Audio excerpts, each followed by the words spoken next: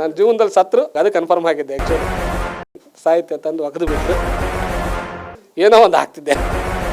Comedy artist ಆಗ್ಬೇಕಂತ ಬಂದನು, ಜನ ಒದೇ ಬಿದ್ದಿದೆ. ಒಂದು ಸಿನಿಮಾ ಗೆದ್ರೆ 1000 ಜನಕ್ಕೆ ಹೊಟ್ಟೆ ತುಂಬುತ್ತೆ, ಹಲವು ಜನಕ್ಕೆ ಅವಕಾಶಗಳು ಸಿಗುತ್ತೆ, ಇನ್ನು ಕೆಲವರು ಜೀವನವನ್ನೇ ಕಟ್ಟಿಕೊಳ್ತಾರೆ. ಸದ್ಯಕ್ಕೆ KGF ಅಂತದೊಂದು ಸಿನಿಮಾ, ಹಲವಾರು ಸಿನಿಮಾ ಬಂದಿರಬಹುದು, ಆದ್ರೆ KGF ಅನ್ನುವಂಥದ್ದು ಒಂದು ಬ್ರ್ಯಾಂಡ್ ಆಗಿದೆ. ಕನ್ನಡ ಚಿತ್ರರಂಗ ಇರ್ಬೋದು, ಇಂಡಿಯನ್ ಸಿನಿಮಾ ಅನ್ನುವಂಥದ್ದು ಗುರುತಿಸ್ಕೊಂಡಿದೆ. 6 ವರ್ಷಗಳಾದ್ರೂ ಆ ಗುಂಗಿನಿಂದ ಇನ್ನೂ ಯಾರು ಹೊರ ಬರ್ತಿಲ್ಲ, ಆಗ್ತಾನೂ ಇಲ್ಲ. ಸದ್ಯಕ್ಕೆ ಪವರ್ಫುಲ್ ರೈಟರ್ ಆ ಒಂದು ಸಿನಿಮಾದಿಂದ ಗೊತ್ತಾಗಿದ್ದಾರೆ. ಅದಕ್ಕೂ ಹಿಂದೆ ಅಂಜನಿ ಪುತ್ರ ಇರ್ಬೋದು, ಹಲವು ಸಿನಿಮಾಗಳನ್ನು ಮಾಡಿದ್ರು ಸಹ KGF ರೈಟರ್ ಅನ್ನುವಂಥದ್ದೇ, ವಿಷನರಿ ಒಂದು ರೈಟರ್ ಅನ್ನುವಂಥದ್ದೇ ಎಲ್ಲರ ತಲೆಯಲ್ಲಿ ಇರುವಂಥದ್ದು ಅವರೇ ಕಿನ್ನಲ್ ರಾಜ್ ಅವರು. ಸದ್ಯಕ್ಕೆ ಪವರ್ಫುಲ್ ರೈಟರ್ ಇವತ್ತು ನಮ್ಮೊಟ್ಟಿಗಿದ್ದಾರೆ. ಪವರ್ಫುಲ್ ಮಾತುಗಳನ್ನ ಒಂದಷ್ಟು ಆಡ್ತಾರೆ, ನಮಗೂ ಅವರ ಒಂದು ಪವರ್ನ ಟ್ರಾನ್ಸ್ಫರ್ ಮಾಡ್ತಾರೆ. ಸರ್ ಹೇಗಿದ್ದಾರೆ ಸರ್? ಬಹಳ ದಿನ ಆಯ್ತು ನಿಮ್ಮನ್ನ ಮೀಟ್ ಮಾಡಿ. ಚೆನ್ನಾಗಿದೆ ಮೇಡಮ್, ನೀವು ಹೇಗಿದ್ದೀರಿ? ನಾನು ಆರಾಮ್. ಸಿಂಹರೂಪಿಣಿ ನಿಮ್ಮ ಸಿನಿಮಾ ಬಂತು, ಇಷ್ಟು ದಿನ ರೈಟರ್ ಆಗಿದ್ರಿ, ಆಮೇಲೆ ನೀವು ಡೈರೆಕ್ಷನ್ ಮಾಡಿದ್ರಿ, ಏನೇನ್ ಅನ್ಕೊಂಡಿದೀರಾ? ಇನ್ನು ಏನೇನ್ ಸಾಧಿಸ್ಬೇಕು ಅನ್ಕೊಂಡಿದೀರಾ? ಇಲ್ಲ, ನಾನು ಆ್ಯಕ್ಚುಲಿ ಕಾಮಿಡಿ ಆರ್ಟಿಸ್ಟ್ ಆಗ್ಬೇಕಂತ ಬಂದನು. ಆಮೇಲೆ ರವಿ ಬಸ್ರು ಸರ್ ಪರಿಚಯ ಆಗಿಬಿಟ್ಟು ಅವ್ರಿಗೆ ಪರ್ಸನಲ್ ರೈಟರ್ ಆಗಿದ್ದಾನು. ಹಂಗಾಗಿ ಬರವಣಿಗೆ ನೋಡ್ಬಿಟ್ಟು ನೀವು ಬರವಣಿಗೆ ಚೆನ್ನಾಗಿದೆ ಅದರಲ್ಲಿ ರೀ ಅಂದ್ಬಿಟ್ಟು ಹೇಳಿದ್ರು. ಅವ್ರ ಜೊತೆಗೆ ಸಹಾಯಕ ನಿರ್ದೇಶಕರಾಗಿ ರೈಟರ್ ಆಗಿ ವರ್ಕ್ ಮಾಡ್ತಾ ಇದ್ವಿ. ಕಟಕ್ ಅಂತ ಒಂದು ಸಿನಿಮಾ ಮಾಡಿದ್ವಿ, ಬಿಲಿಂಡ್ ಅಂತ ಸುಮಾರು 1-2 ಸಿನಿಮಾ ಮಾಡಿದ್ವಿ. ಅದಾದ್ಮೇಲೆ ಗಿರ್ಮಿಟಿಗೆ ಡೈಲಾಗ್ ರೈಟರ್ ಆಗಿದೆ. ಅದಾದ ನೋಡ್ತಾ ಅಂಜನಿ ಪುತ್ರ ಸಿಕ್ತು, ಅದಕ್ಕೆ ಸಾಹಿತ್ಯ ತಂದು ಒಗೆದು ಬಿಟ್ರು. ಅಲ್ಲಿಂದ ಜೀವನ ನಡೀತಾ ಇದೆ. ಅದಾದ ನಂತರ ಇತ್ತೀಚೆಗೆ ಶಿವಾನಂದ್ ಕನಸು ಮನಸ್ಸಲ್ಲ ಅನ್ಕೊಂಡೆ, ಅಂದ್ರೆ ಶಿವಣ್ಣವ್ರು ಒಂದ್ಸರಿ ನೋಡ್ಬಿಟ್ಟು ಮಾತಾಡ್ಸ್ಬೇಕು ಅನ್ಕೊಂಡವನು. ಇವತ್ತು ಅವ್ರು ಮೊನ್ನೆ ಸಾಂಗ್ ನೋಡ್ಬೇಕಾದ್ರೆ ಇತಿಹಾಸ ನಿಬ್ಬೆರಸು ಎಲ್ಲ ಫ್ಯಾನ್ಸು ಡ್ಯಾನ್ಸ್ ಕುಡಿಯೋರು. ಅದು ಎಷ್ಟೊಂದು ಇದಾಯ್ತಂದ್ರೆ ನನಗೆ ಒಂಥರ, ನಾನು ಅಂದ್ರೆ ಬೇರೆಯವ್ರಿಗೆ ಅನ್ಕೋಬೋದು ಇದೇನೋ ದೊಡ್ಡತನ ಅಂತೇಳಿ, ನಾನು ಸಾಹಿತ್ಯ ಆಗಿ ಹೇಳೋಕ್ಕಂತೂ ಒಂದು ಅಭಿಮಾನಿಯಾಗಿ ಅದಕ್ಕೇನು ಬೇಕೋ ಡೈರೆಕ್ಟ್ ಏನು ಹೇಳಿದ್ರು ಅದು ಸಾಂಗ್ ತುಂಬಿದೆ ಆ್ಯಕ್ಚುಲಿ ಹಿಂಗೆ ಬರ್ಬೇಕಂತ.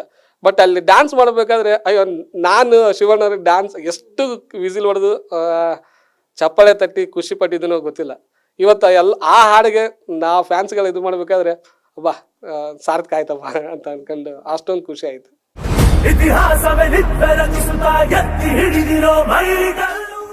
ಈಗ ನೀವು ಹೇಳಿದ್ರಿ ಶಿವಣ್ಣ ಅವರ ಒಂದು ಅಭಿಮಾನಿ ಅಂತ ಹೇಳಿದ್ರಿ ನೀವು. ಅಂದ್ರೆ ಸರಿ, ಇವಾಗ ಒಂದ್ ಸಾಂಗ್ ಶಿವಣ್ಣ ಅವ್ರಿಗೆ ಬರೀಬೇಕು ಅಂತ ಹೇಳಿರ್ತಾರೆ, ನೀವು ಒಂದು ಸಾಹಿತಿಯಾಗಿ ಬರೆಯೋದು ಬೇರೆ, ಅಭಿಮಾನಿ ಅಂದಿದ ತಕ್ಷಣ ಒಂದು ಹೆಚ್ಚಿನ ಜವಾಬ್ದಾರಿ ಇರುತ್ತೆ. ಯಾವ ತರ ಬರೆದ್ರು ನಿಮ್ಗೆ ಸ್ಯಾಟಿಸ್ಫ್ಯಾಕ್ಷನ್ ಆಗೋದೇ ಇಲ್ಲ, ಆ ರೇಂಜಿಗೆ ಇದ್ದೇ ಇರುತ್ತೆ. ಏನ್ ಅನ್ಕೊಂಡು ಆಕ್ಚುಲಿ ಎಲ್ಲಿ ಕೂತ್ಕೊಂಡು ಬರದ್ರಿ ಅದನ್ನ ಸಾಲ್ಗಳನ್ನ? ಅಲ್ಲ, ಬಸರು ಸರ್ ಸ್ಟುಡಿಯೋದಲ್ಲೇ ಪಾಡಿದ್ದು ಸಾಂಗ್. ನರ್ತನ್ ಸರ್ ಕಾನ್ಸೆಪ್ಟ್ ಹೇಳಿದ್ರು ಫಸ್ಟ್, ಈ ಥರ ಹಿಂಗಿದೆ ಹಿಂಗೆ ಸಾಂಗ್ ಅಂದ್ಬಿಟ್ಟು. ಫಸ್ಟ್ ಡಮ್ಮಿ ಲಿರಿಕ್ಸ್ ಅಂತ ಪ್ಲಾನ್ ಮಾಡಿದ್ವಿ. ಆ್ಯಕ್ಚುಲಿ ತುಂಬ ಶಿವಣ್ಣ ಫ್ಯಾನ್ಸ್ ಅಂತ ಗೊತ್ತಲ್ಲ, ಬೇಜಾನ ಬರೆದು ಬಿಡೋ ಆಗಿದೆ. ಆಮೇಲೆ ಅದು ತುಂಬ ಚೆನ್ನಾಗಿದೆ, ಸಖತ್ತಾಗಿ ಬರೆದಿದೆ. ಇದು ಶಿವಣ್ಣ ಅಂತ ಬಿಟ್ಬಿಟ್ಟು ಬೈರತಿ ರಣಗಲ್ ಪಾತ್ರ ಹಿಂಗಿರುತ್ತೆ, ಅದಕ್ಕೆ ಇದನ್ನು ಮರ್ಜ್ ಮಾಡ್ಕೊಳ್ಳಿ ಚೆನ್ನಾಗಿರುತ್ತೆ ಅಂತ ಹೇಳಿದ್ರು. ಕೆಲವೊಂದು ಘಟನೆಗಳನ್ನು ಹೇಳಿದರು. ಆಮೇಲೆ ರವಿ ಸರ್ ಈ ಥರ ಹಿಂಗಿರುತ್ತೆ ಅಂತ ಅವರು ಡಿಸ್ಕಷನ್ ಮಾಡ್ತಾ ಈಗ ಅದು ಅವ್ರಿಗೂ ಬರ್ದಂಗಿರ್ಬೇಕು, ನನಗೂ ಬರ್ದಂಗಿರ್ಬೇಕು ಅಂತ ಆ ಥರ ಪ್ಲಾನ್ ಮಾಡ್ಕೊಂಡು ಇತಿಹಾಸವೇ ನಿಬ್ಬೆರಗಿಸಿತ ಎತ್ತಿ ಹಿಡಿದಿರೋ ಮೈಲಿಗಲ್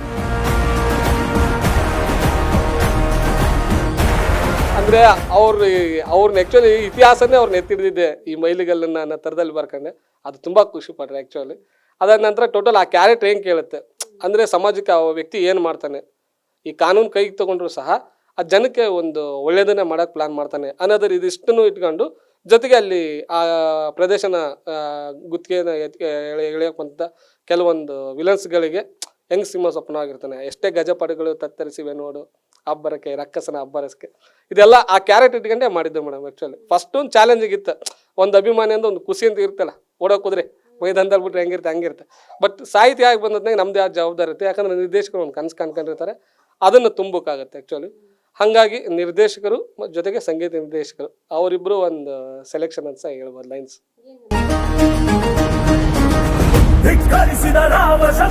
ತುಂಬ ಖುಷಿ ಪಟ್ಟಿದ್ದಾರೆ ಆ್ಯಕ್ಚುಲಿ.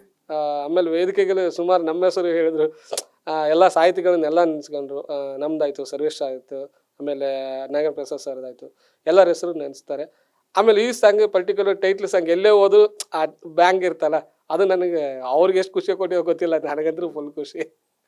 ಇನ್ನೇನು ಭೈರತಿರಣಗಲ್ ಸಿನಿಮಾ ರಿಲೀಸ್ ಆಗುತ್ತೆ ಅನ್ನೋಂಥ ಹೊತ್ತಿಗೆ ಶಿವಣ್ಣ ಅವರ ಒಂದು ಆರೋಗ್ಯದಲ್ಲಿ ಸ್ವಲ್ಪ ಏರುಪೇರು ಅನ್ನುವಂಥದ್ದು ಅಭಿಮಾನಿಗಳಿಗೆ ಗೊತ್ತಾಯ್ತು. ಅವರು ಸ್ವಲ್ಪ ಆತಂಕ ಪಟ್ಟರು. ಶಿವಣ್ಣ ಅವ್ರು ಹೇಳಿದ್ರು, ಇಲ್ಲ ಎಲ್ಲ ಸರಿ ಹೋಗುತ್ತೆ, ನಾನು ಟ್ರೀಟ್ಮೆಂಟ್ ತಗೊಂಡು ವಾಪಸ್ ಬರ್ತೀನಿ ಅನ್ನೋಂಥದ್ದು ಹೇಳಿದ್ರು. ನೀವೇ ಆಕ್ಚುಲಿ ಪರ್ಸನಲ್ ಆಗಿ ಈ ವಿಚಾರ ಗೊತ್ತಾದಾಗ ನೀವು ಏನ್ ಶಾಕ್ ಆಯ್ತಾ ಅಥವಾ ಮಾತಾಡಿದ್ರ ಏನಾದ್ರು ಶಿವಣ್ಣ ಅವ್ರ ಜೊತೆ? ಇಲ್ಲ ಮೇಡಮ್, ಇನ್ನು ಮಾತಾಡಿಲ್ಲ ಆ್ಯಕ್ಚುಲಿ. ಅವರು ಆಲ್ಮೋಸ್ಟ್ ಅದು ಹೇಳಿದ್ಮೇಲೆ ಅವ್ರು ಏನಪ್ಪ ಅಂದರೆ ತುಂಬ ಎನರ್ಜೆಟಿಕ್ ಆಗಿ ಅವ್ರು ಇಂಟರ್ವ್ಯೂದಲ್ಲೇ ಹೇಳಿದ್ರೆ ಅದ್ರ ಬಗ್ಗೆ ತಲೆ ಕೆಡ್ಸ್ಕೊಬಿಡಿ, ಹಿಂಗೆ ಬರುತ್ತೆ ಹಿಂಗೆ ಹೋಗುತ್ತೆ ಅಂತ.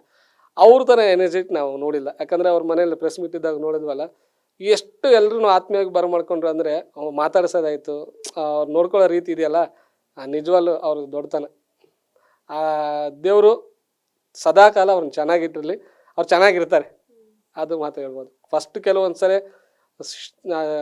ಅಭಿಮಾನಿಗಳಂದ್ರೆ ಮೊದಲೇ ಕೇಳಬೇಕು, ಎಷ್ಟೊಂದು ಚೂರು ಇದಾದರೂ ಸದ್ಯದ ಹೆಂಗಿರುತ್ತೆ ಅಂದ್ಬಿಟ್ಟು ತುಂಬ ಭಯ ಆಯಿತು, ಏನಪ್ಪ ಹಿಂಗೆ ಅಂದ್ಬಿಟ್ಟು.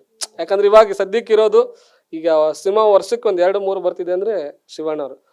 ಅದೇ ಅಭಿಮಾನಿ ಅಂತ ಆಗಲಿ ಸಾಹಿತ್ಯ ಅಂತ ಅಲ್ಲ, ಯಾಕಂದರೆ ಕನ್ನಡದಲ್ಲಿ ಎಷ್ಟೋ ಆರ್ಟಿಸ್ಟ್ಗಳು ನೋಡ್ತಿರ್ಬೋದು, 1 ಸಿನಿಮಾ 2 ಸಿನಿಮಾ ಕೊಡ್ತಿದ್ದಾರೆ, ಅವರು ಆಲ್ಮೋಸ್ಟ್ ಬರ್ತಾನೆ ಇದ್ದಾರೆ ಸಿನಿಮಾ.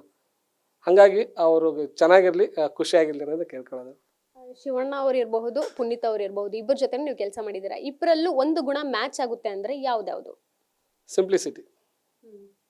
ಇಬ್ಬರಲ್ಲೂ ಅಷ್ಟೇ, ಪುನೀತ್ ಸರ್ದು ಹಂಗೆ, ಶಿವಣ್ಣ ಅವ್ರದ್ದು ಹಂಗೆ.